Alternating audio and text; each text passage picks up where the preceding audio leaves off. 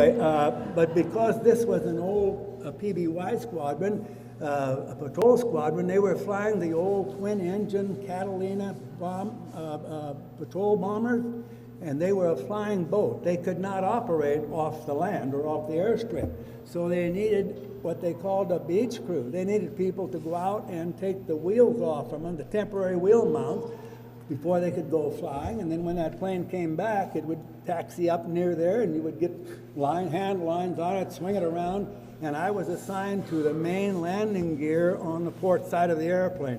Oh, that was exciting. I couldn't wait to get news back to my family and tell them, oh, here I am in Hawaii. I'm working with aircraft, and you can't imagine what my work uniform is. You know, back there on the farm, it was usually bib overhauls. You all finished eating. Bib overhauls with a rather generous splattering of animal droppings, if you know what I mean. Anyway, here my work uniform was tennis shoes and swimming trunks. Really? I couldn't believe it. I was so excited. This young 17-year-old boy was living, and I was trying to be the very best military man, the very best sailor that I could be. I stayed on that beach crew right up through the 6th of December. I was in the duty section. Those of you in the service, those of you who haven't, usually any group that you're in, they will divide them up into 4 groups so that one of you will be on duty each and every day to provide the extra watches after the work shift's over, because there will be watches manned 24/7. And I was in the duty section, assigned the 0800, 1200 security watch, 8 o'clock in the morning till noon, at Aerial Patrol Squadron VP-23's hangar, Building 54, by the way, if any of you go there. It's the only one of the 3 hangars on that end of the island that still stand. And I was assigned that watch there. Being a farm boy, you get up early, or I did anyway, and still do. I think I got up this morning at, what was it? 4:20, I think, wasn't it? And I've been going steady ever since. And my days, that way, you know, I get 8 days out of every week. Really, I do, because I get all those extra hours in the morning and I get extra hours at night. So I get an 8-day week, and I use every minute of it, too.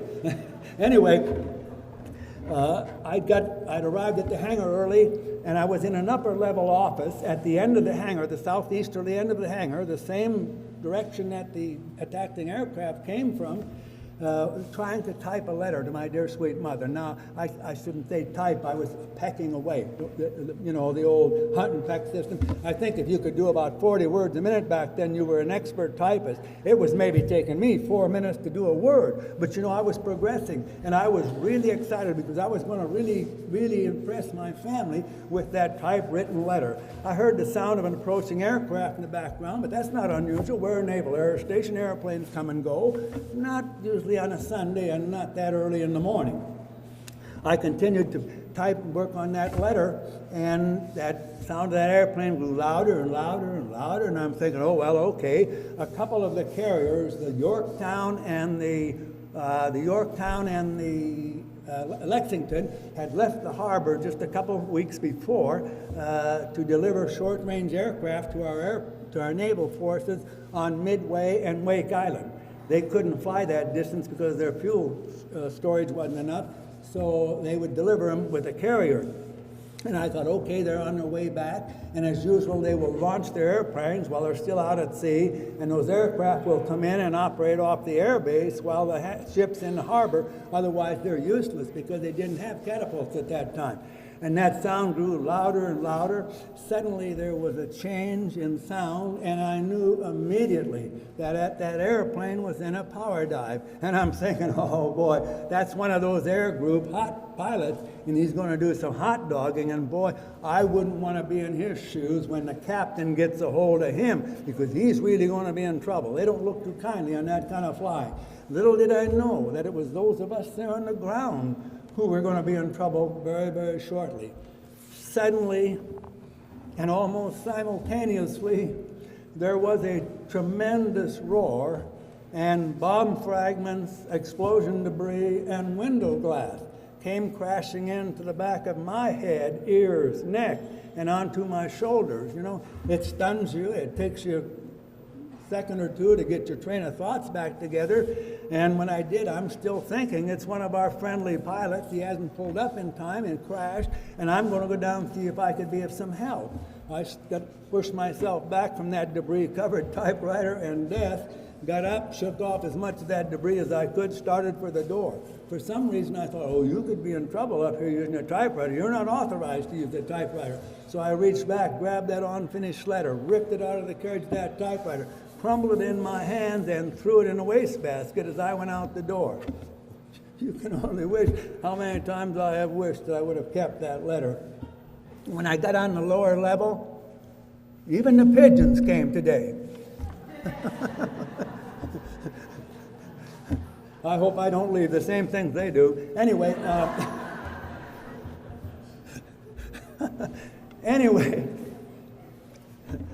Anyway, when I got on the lower level, went out through the narrow opening left at the unclosed end of the big steel rolling hangar door, the sound of another aircraft. I looked up, and here comes this airplane in a steep power dive, and I'm seeing what's looking like blinking or flashing lights on the front, and I'm hearing strange popping and buzzing sounds all around me, but I don't recognize them for what they are. Later, I was told that what I thought was blinking or flashing lights were actually machine gun muzzle flashes, and those popping, buzzing, and whizzing sounds that I was hearing were those machine gun bullets striking and ricocheting off that steel hangar door right behind me and off the concrete apron on which I was standing.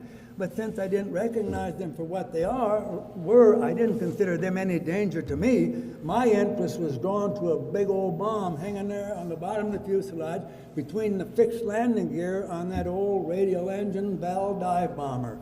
Suddenly that bomb released, it wobbled as it began to fall. Those of you guys who have seen bombs fall, they always wobble before they straighten out.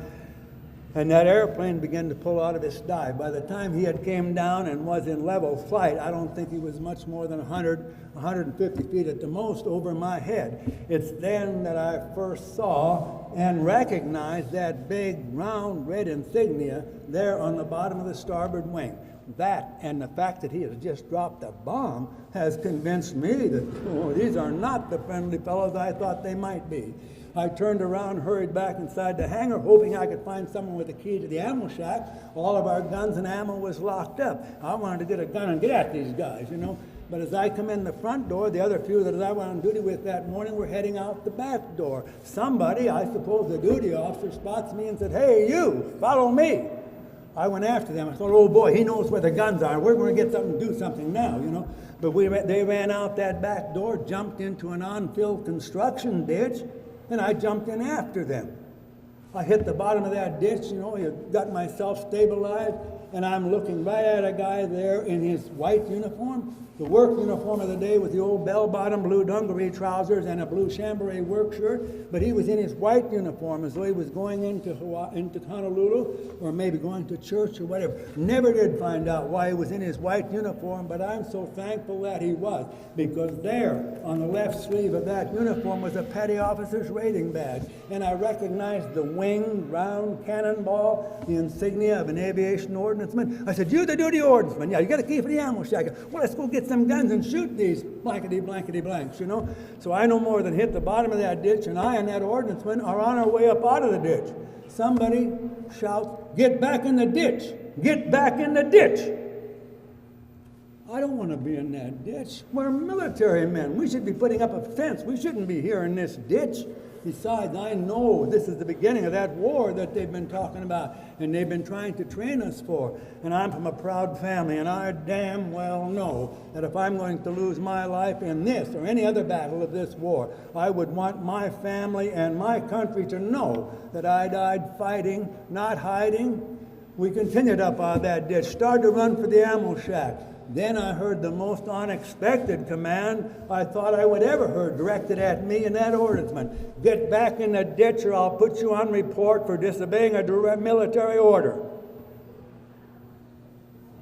I couldn't believe it. Now we're going to be put on report for wanting to defend our position? I don't know what he was thinking. Maybe he thought he was going to save us from ourselves. with total and complete disregard for the threat of military discipline, with total and complete disregard for the fact that aerial bombs and machine gun bullets were raining down on the area to where we were running, where the ammo shack was, with total and complete disregard for our own safety. We continued to run. We made it to the ammo shack. The ordnance unlocked the door, let himself in. I'm right behind him. What do you want? Give me a 50 caliber machine gun.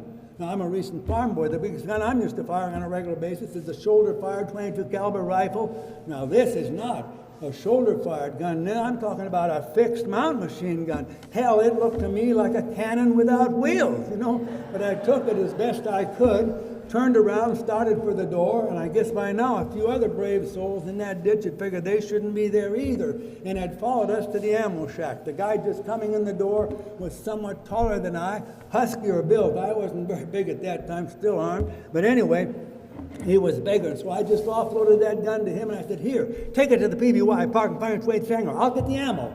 Boy, he looked surprised, but he took it, turned around, and out the door he went, you know. I turned around, and there again, I'm so thankful for that aviation ordnance, because he was a petty officer, and I was just a boot seaman, maybe the lowest rated, youngest man there, kid there that morning. But he didn't question at all. He just jumped right up, boy, and we were on our way. If he hadn't have done that, none of this could have happened. But anyway, when I turned around, he was just setting 2 canisters of 50 caliber ammo up on the counter. I grabbed those canisters of ammo, turned out the door, I went. Now, I'm not a runner or a sprinter, but I guarantee you, I beat the guy with a gun to the airplane. He had a heavier load than I did. We were coming from the port side, the southeasterly side, the same direction that the attacking aircraft were coming from, but the ladder to get in that airplane was hanging from the starboard gun blister, mounted on the backside. I ran around the backside, set those canisters down, started up the ladder. I don't think I got more than about 2 runs when it dawned on me, hey, if you get up inside this airplane, are you going to be strong enough to reach down and pull that gun up inside? I don't think so. So I jumped back down off that ladder just as the guy with the gun got there. I said, give it to me, you get up inside, I'll hand it to you. Well, he chopped up that ladder, jumped inside, turned around, reached down. I got the gun to him somehow, most likely muzzle first, which is of course the lightest end, which is also a safety no-no, but I don't think either one of us were thinking about safety right at that time.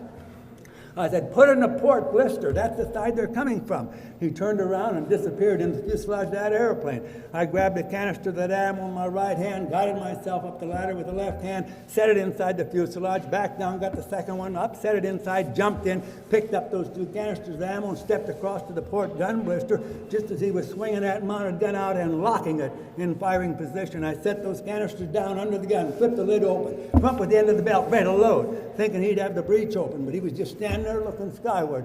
I looked up, and here comes another one of those airplanes. Same old power dive, blinking flashing lights, big old bomb, you know. Now I'm only hearing popping sounds, which I was later told were most likely those bullets passing through the fuselage of that airplane we're in. Anyway, he didn't get, and so I just reached over with my right hand, slid the lock forward, threw the breech open, fed the end of the belt into the loading mechanism, slammed the breech shut, reached over with my left hand, grabbed the charging pin, pulled it back, let it go. Bam! We get around in a chamber. Shoot! I shouted, and he pulled the trigger. Now, I guess he's one of those guys that thought with a machine gun, you don't have to aim, you just point in the general direction, because I stood there and watched those tracer bullets fly off through empty space.